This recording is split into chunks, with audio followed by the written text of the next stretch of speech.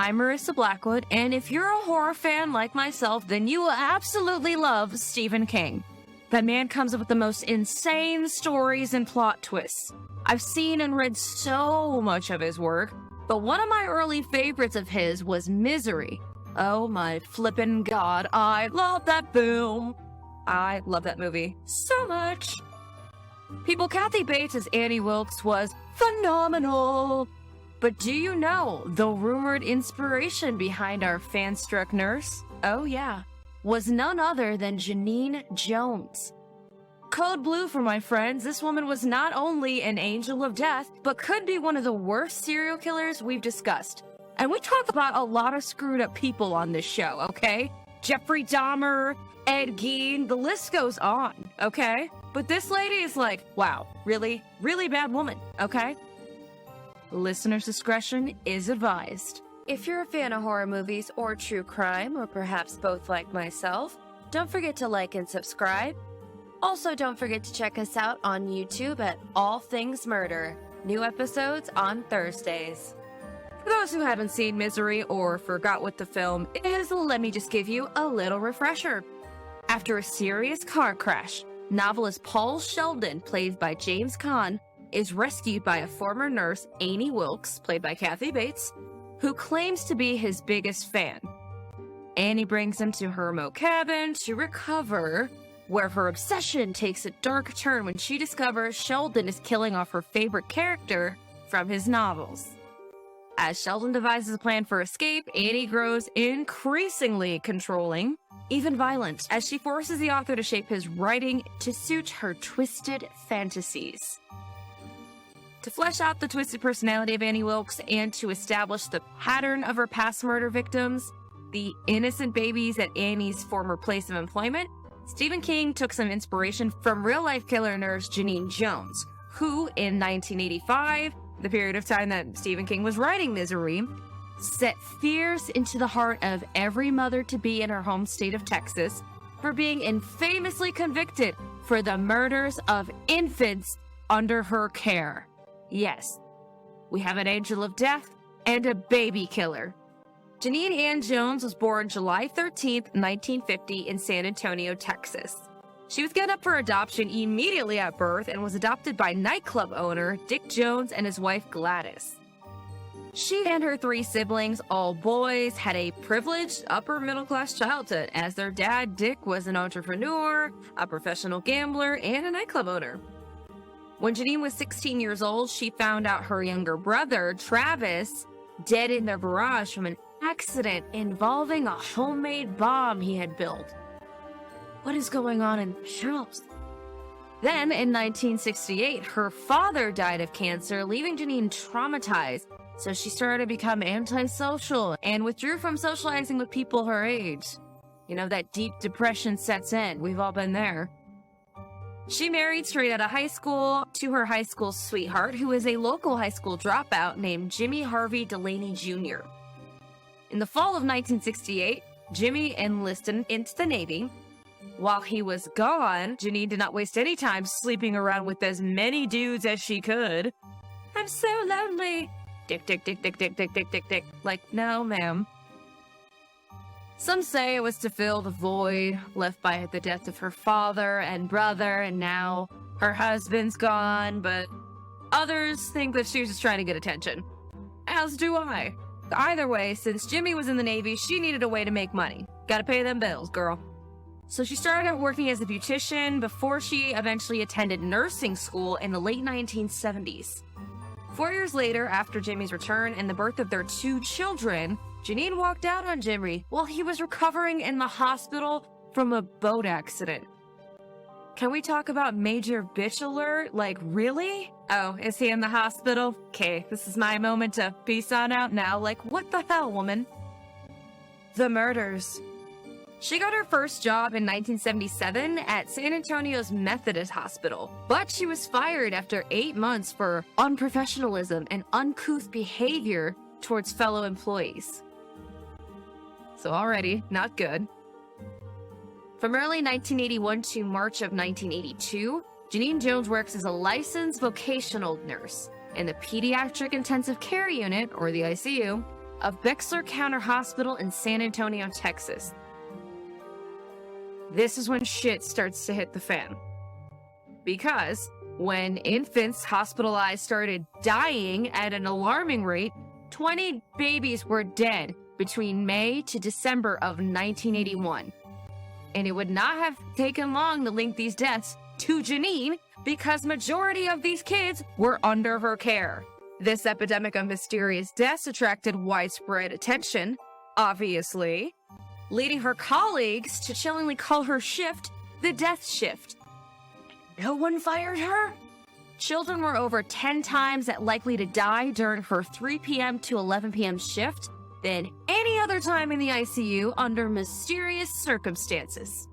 And no one thought that if they're already nicknaming her shift the death shift, no one's like, there's a lot of chatter going around about Genene. Maybe we should check in. No one did that.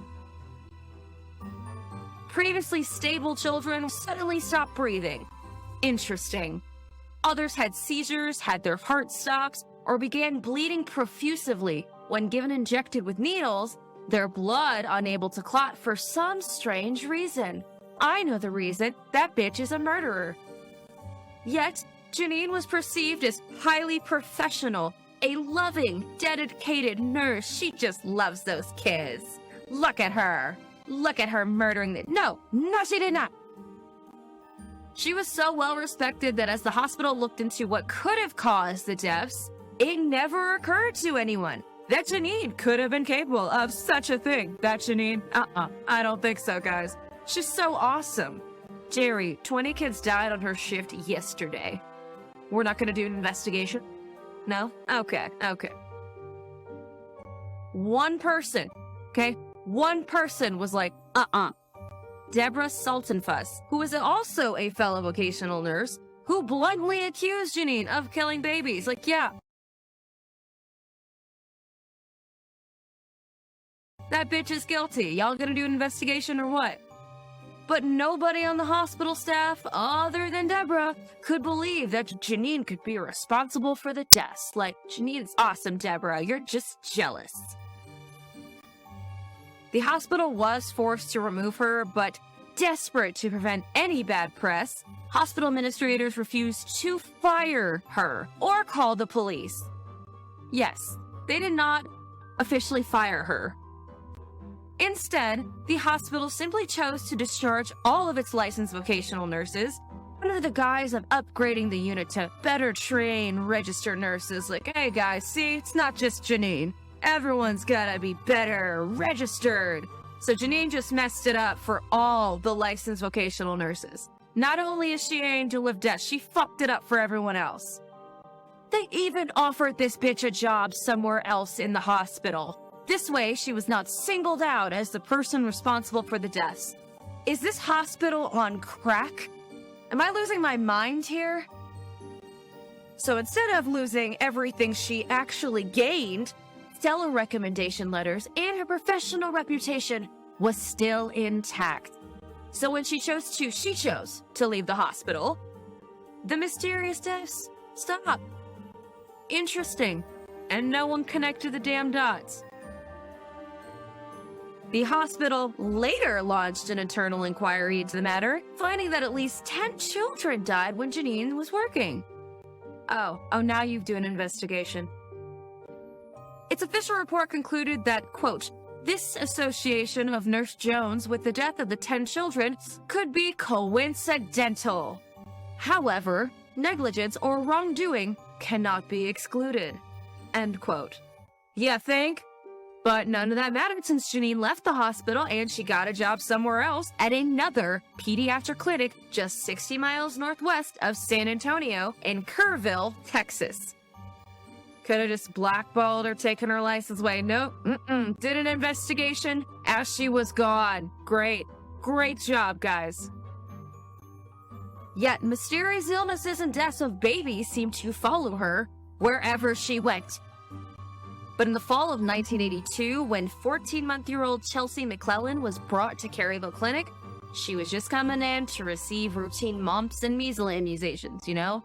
Stuff you gotta do for your baby. It was Genene who administered the first injection sending the baby into a seizure instantly. Okay? Instantly. Instead of administering the vaccine, oh no, Genene injected this helpless child 3 times with succinyl chloride, which is a muscle relaxant that stopped her heart. This death immediately launched a criminal investigation on September 26, 1982.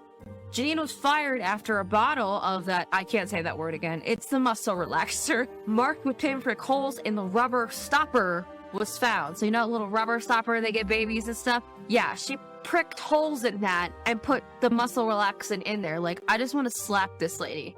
I want to slap her around. Since that type of muscle relaxant was found in the body of Chelsea and the pieces of the puzzle finally started to come together, they're like, oh, wait a second.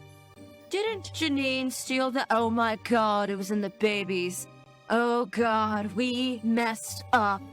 Genene was injecting babies with extremely powerful drugs to induce seizures and major organ failure, especially heart failure. As Genene's murder trial unfolded in Georgetown, Texas in 1984, one thing became clear. Genene wanted to be the author of destiny, both a hero and a miracle worker. Her motivation for the murder was to take the babies to the edge of death and then act as their hero and do, quote, all she could do to save them. I want to punch this lady in the face. Oh, angel of death. I mean, any serial killer. Obviously, serial killers fascinate me because I wouldn't have a true crime podcast if it didn't. But angels of death, those people specifically, piss me the hell off, okay? Because they're always gonna put that bullshit phrase like, look at me. I'm trying to be a hero. You are a murderer, okay? Stop it. And the fact that she chose to do this on babies. Oh, I want to punch her in the face. I want to time travel and punch her in the face. On February 5th, 1984, Genene Jones was convicted of the murder of Chelsea McClellan and was given the maximum sentence of 99 years in prison.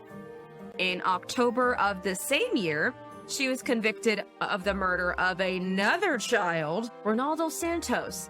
The 2 sentences totaled 159 years, but she was given the possibility of parole. I want to slap everyone.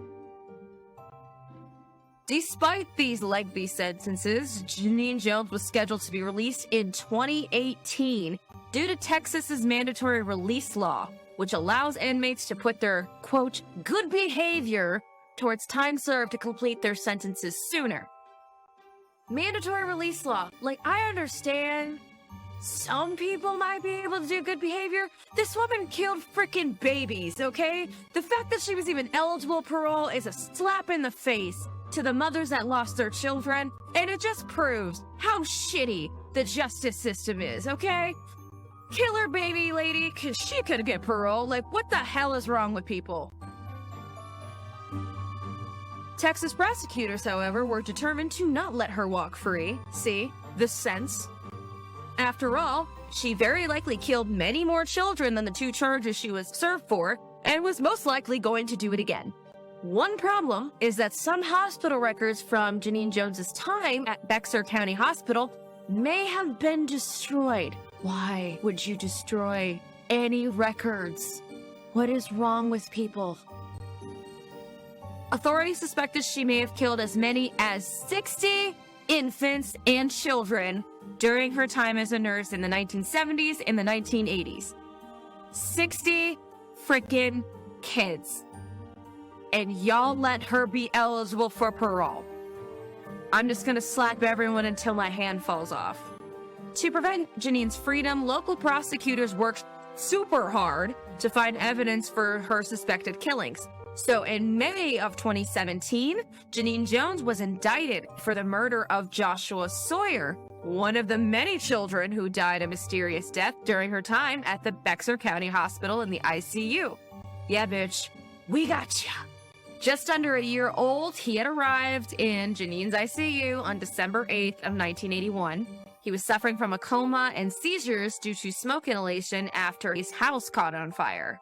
Although he was in a coma, his brain activity was showing promising signs, like he is going to recover. Within a few days, his seizures stopped and he appeared to be improving. Like, see, he's getting better. Look at him. It's a miracle. Woo! But that changed, however, when he came into the care of Genene. After Genene was done with him, he suffered multiple cardiac arrests before his heart stopped completely. Lab reports showed more than double the prescription dose of an anti-seizure drug in his system.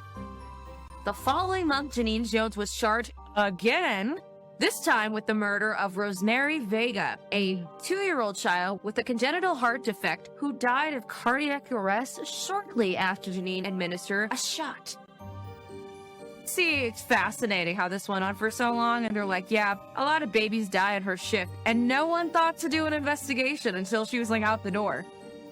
Since then, Genene Jones has been charged with the murder of 3 more children: Richard or Ricky Nelson on July 3rd, 1981, Paul Villarella on September 24th, 1981, and Patrick Zavala on January 17th, 1982. All of the children were allegedly injected with high doses of muscle relaxers or painkillers. On January 16th, 2020, Genene Jones pleaded guilty to the murder of 11-month-old Joshua Sawyer on September 12th, 1982, as part of a plea deal in which 4 other charges were dropped. She was sentenced to life in prison. She will not be eligible for parole until she is roughly 87 years old.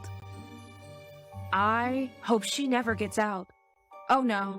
If she ever gets out, I swear to God, because she does not deserve to get out. She deserves to rot in her cell for killing children.